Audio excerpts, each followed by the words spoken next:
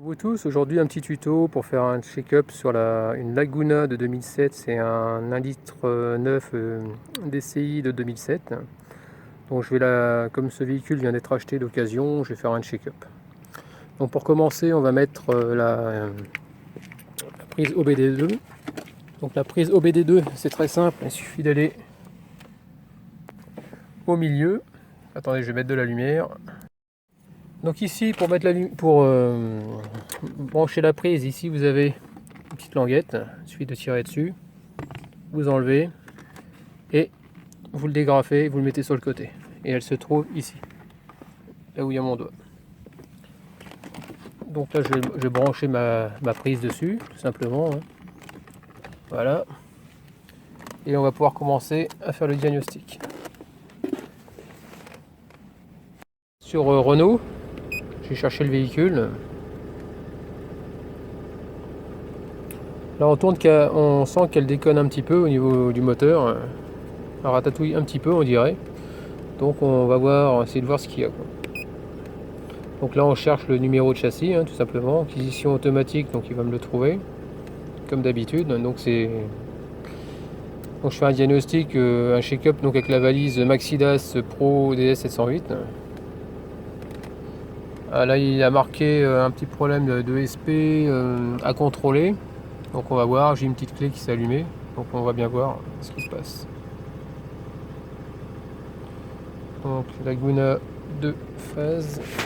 Donc Laguna phase 2. On va faire OK. On va faire un autoscan. Et c'est parti.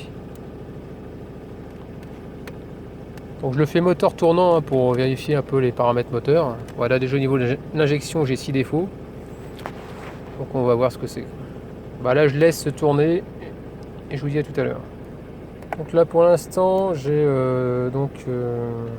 pas mal de défauts qui s'allument. Donc l'injection 6 fautes, ABS 2 fautes, stationnement de pause, donc c'est un frein à main électrique. Climatisation, une faute. Bon, lui je sais qu'au niveau de la clim il y a un problème au niveau de la poulie débrayable qui a un souci. Donc là on doit changer carrément, on pense au compresseur. On pense pas que ça, sur ce modèle là ça n'a pas l'air de se changer séparément. Donc voilà, donc on va regarder.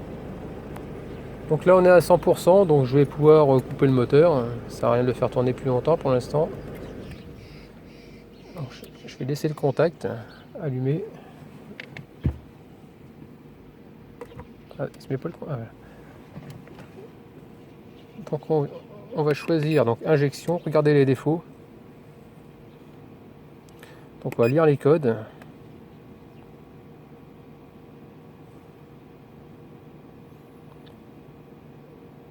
Alors, donc en mémoire, nous avons déplacement régénère, filtre à particules. Donc ça on s'en fout pour l'instant parce que c'est une mémoire. Par contre il y a un défaut actif, une dev 025 lésion diagnostic boîtier de préchauffage. Apparemment il doit y avoir un souci là-dessus, autrement le reste ça a l'air d'être des mémoires. Beaucoup de mémoire. Donc on va supprimer, on va bien voir. Je reviens en arrière. Je vais écraser les codes. Oui. Oui. Et OK. Donc là je fais un retour. Donc, on va voir ce que ça va faire. Donc finalement moi j'avais pas de défaut exactement, c'était que des mémoires. Donc là il n'y a plus de problème. Au niveau de l'ABS, on va regarder.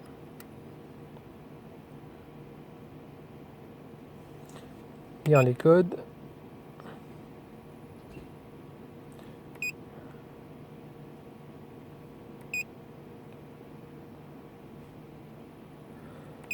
OK, donc écraser c'est fait. On va revenir en arrière. Donc il n'y a pas de défaut. Stationnement, qu'est-ce que c'est?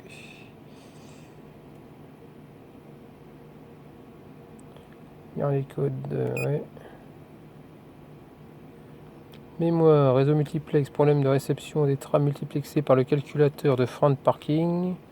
Bon, apparemment c'est juste une mémoire. Émission multiplexée ABS, absente, trame multiplexée. Bon là apparemment, défaut actif. Mouvement véhicule avec serrage maximum, le calculateur a détecté un mouvement de véhicule lors du stationnement, frein de parking serré. C'est les capteurs.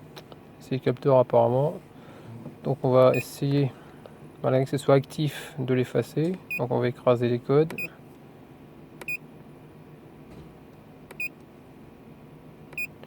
Retour. Non, c'est bon, il n'y a pas de souci, donc on peut effacer, il n'y a pas de problème. Bon, la clim, on verra bien.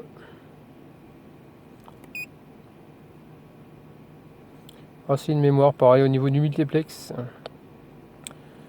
Donc en général, c'est vrai que quand ce défaut-là il sort une fois, il va sortir sur plusieurs paramètres. Donc apparemment, il n'y a rien de grave, quoi.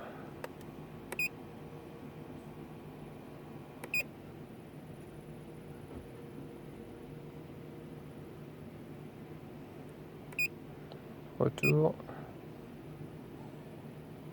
Climatisation. Ah, là, toi, il met un point d'exclamation. Et quand c'est le point d'exclamation, c'est pas clair. C'est-à-dire qu'il trouve pas vraiment le... Du moins, il t'efface partiellement, mais il y a quelque chose. C'est pas vraiment retiré, quoi.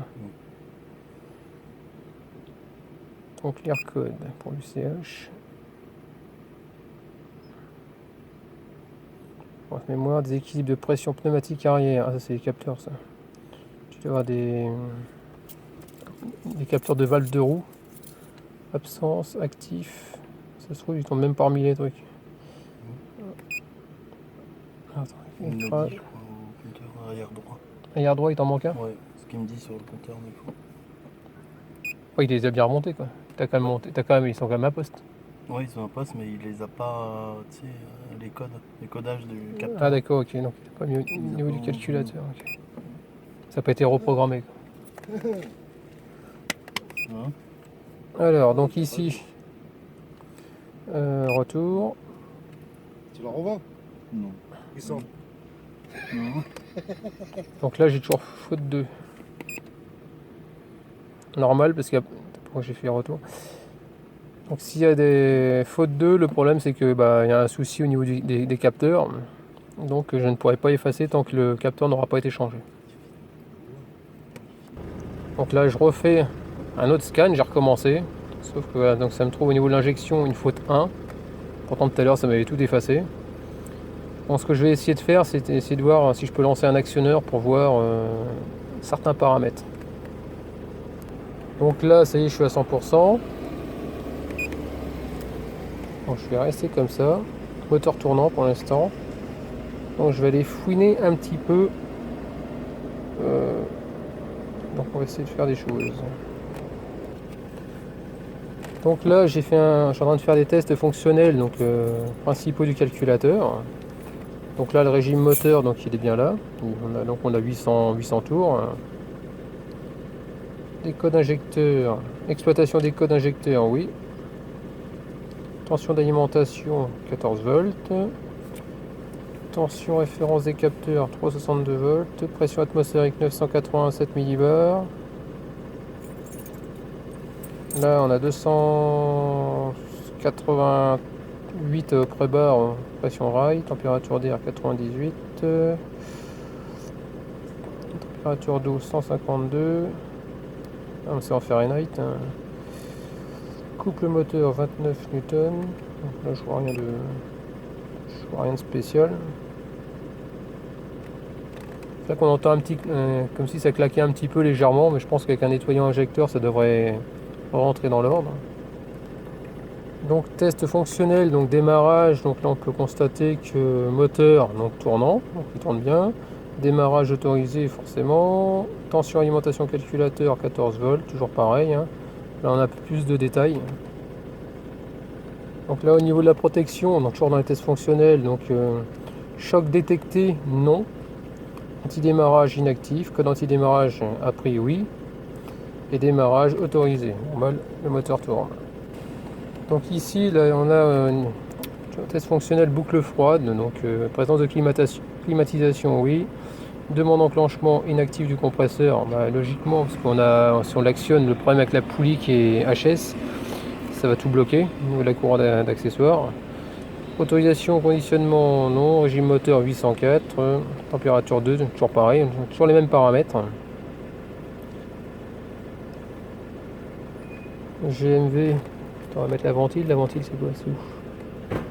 C'est ça la ventile? Ah. Donc là, je viens de mettre la ventilation, comme on peut voir, c'est activé. Donc si je coupe,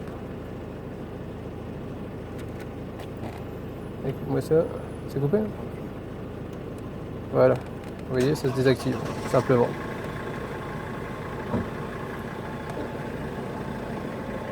Donc là, on va regarder le circuit de chauffage.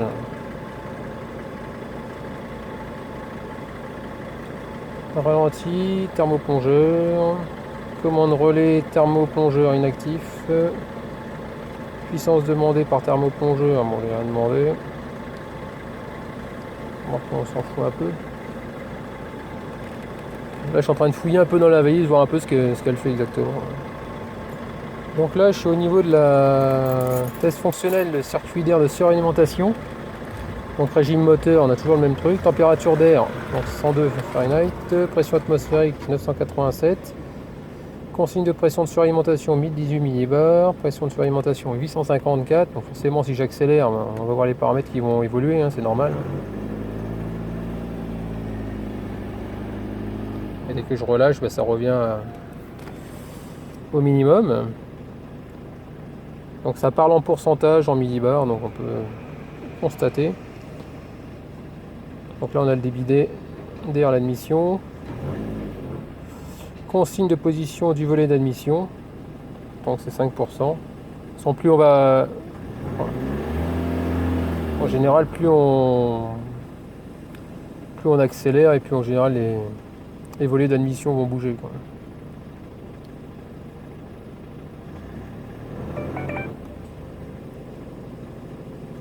Donc là je vois rien d'anormal.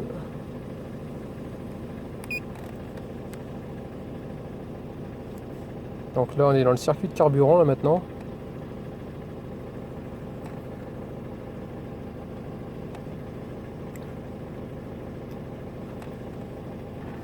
Donc là on peut voir au niveau du circuit de carburant, donc on voit les consignes, les débits, on peut voir courant, régulateur de pression avec toutes les valeurs, hein.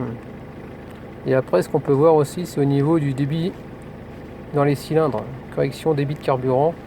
Donc là on voit qu'on a plusieurs valeurs complètement différentes. L'idéal c'est de savoir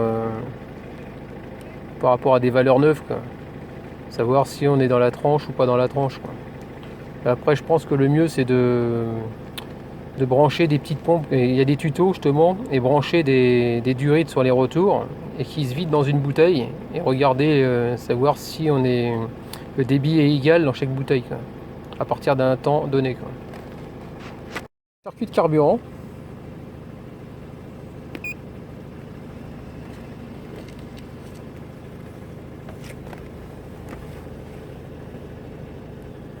Donc ici, circuit de carburant dans les tests fonctionnels, donc ce qu'on peut voir, c'est que bon, toujours pareil, on est sur le régime moteur à chaque fois, ça nous explique toujours pareil. Ici, on a la pression de consigne rail, donc 267 bars. Pression rail qui est actuelle de 273, donc il n'y a pas beaucoup d'écart entre les deux. Écart de boucle rail 6 bars. Écart boucle pression rail 2 bars. Vanne de régulation pression, rampe RCO. Donc 39,1%. Consigne débit carburant 8,4 et on est en début notre débit est de 8,4, donc ça c'est, il n'y a pas de décalage, il n'y a rien. Consigne courant régulateur pression rail 1387 mA. Courant régulateur pression 1390. Tension capteur 1,10 volts. Débit carburant, ouais. Donc, tension capteur pression rail 1 0,05. Voilà, on a un débit négatif, positif. Après on repart en négatif. Donc pour les 4 cylindres, quoi. Il en vend deux. Donc là, je vais regarder donc l'anti-pollution. 120 chevaux 110. Donc là, je suis dans les tests fonctionnels de l'anti-pollution. Donc, comme on peut voir, donc régime moteur, toujours pareil. Coupure stratégique EGR, aucune. Après, on a consigne d'ouverture de la vanne EGR à 19% à peu près. Donc, qui varie, hein, parce que le moteur tourne. Recopie position de la vanne EGR en pourcentage. Il y a le débit d'air. Consigne de débit d'air pour le GR. Donc, on sait que c'est 428 mg. Débit d'air à l'admission, donc là il n'y a pas de. Ça a l'air de. Tout a l'air de coïncider, de bien marcher. Tension de capteur de position vanne EGR, donc franchement on a tout, quoi. Donc là on va revenir en arrière. On va aller vérifier au niveau du filtre à particules, les tests fonctionnels. Donc qu'est-ce que j'en étais où? Donc temps depuis dernière régénération. Ah ouais, donc ça nous marque exactement. Donc le temps depuis la dernière régénération, il s'est passé 11 heures. Kilomètres depuis la dernière régénération, il y a eu 22 746 miles de fait. Donc la température aval entre le filtre à particules est de 203 Fahrenheit. Température amont du filtre à particules 246. Donc tu vois, il y a vraiment tout sur cette valise, quoi. Donc c'est assez sympa, quoi. Débit ligne d'échappement, on est à 46 mètres cubes par heure.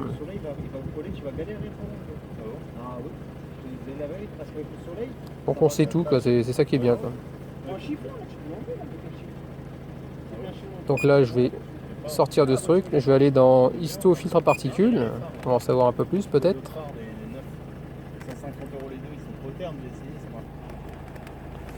Donc franchement on sait tout, donc ça c'est l'historique. Donc je vais revenir en arrière, les paramètres conducteurs. Donc là on a. Donc je vais survoler ce que mon collègue il est passé. Donc pour vous montrer tout ce qu'elle fait exactement. Donc consigne régime 800 toujours minutes toujours. Et on est à 800, donc il n'y a pas une avance, il n'y a rien du tout. Position pédale 0%.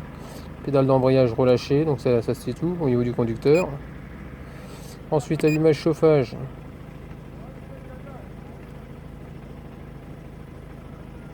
Donc moteur tournant, régime moteur toujours pareil, température d'air 118, température d'eau, commande boîtier de préchauffage, tension d'alimentation calculateur. Donc après on a analogique, on peut choisir soit les graphismes comme ça, un graphique, ou test, comme on veut. Refroidissement moteur, donc là c'est pareil, on devrait voir les températures et les pressions, logiquement. Donc commande relais GMV petite vitesse, ah non ça n'a rien à voir. Tension capteur température.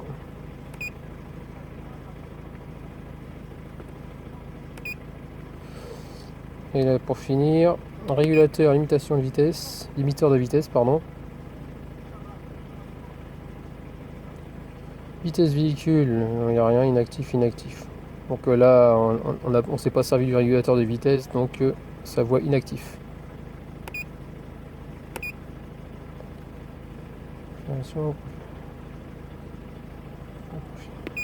La configuration c'est quoi? Réinitialisation des apprentissages, saisie des codes injecteurs. Ah si, apparemment on doit pouvoir en allant dans configuration, apparemment on doit pouvoir reparamétrer les injecteurs. Ça je ne savais pas. Donc cette valise le fait apparemment. T'as vu? Saisie des codes injecteurs, stylé. Ouais. Configuration, si je fais sur saisie, qu'est-ce qui est écrit? Commande en cours.